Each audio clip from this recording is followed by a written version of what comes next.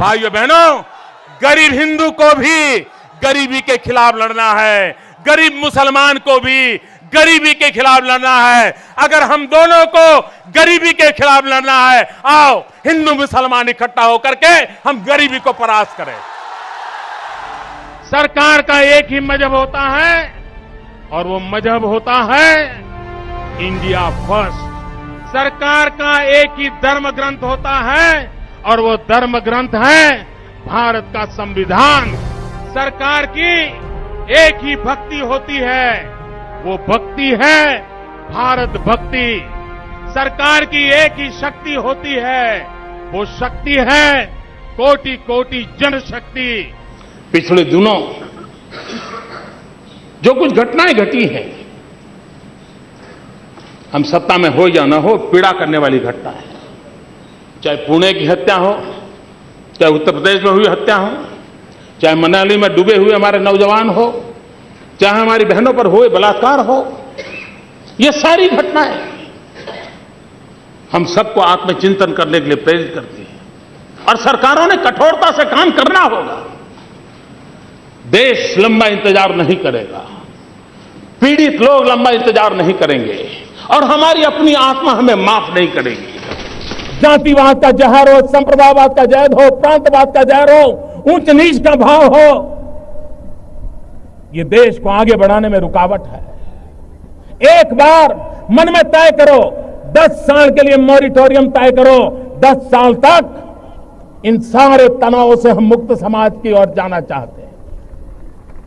और आप देखिए, शांति, एकता, सद्भावना, भाईचारा हमें आगे बढ़ने में कितनी ताकत देते। एक बार देखो मेरे देशवासियों,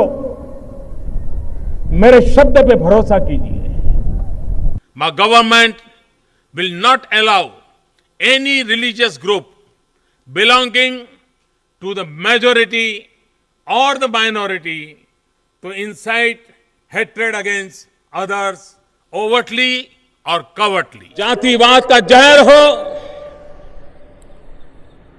संप्रदायवाद का जुनून हो, उसे हमें विकास के अमृत से मिटाना है, विकास के अमृत धारा पहुंचानी है और विकास की अमृत धारा से एक नई चेतना प्रगटाने का प्रयास करना है। देश को एक रहना है।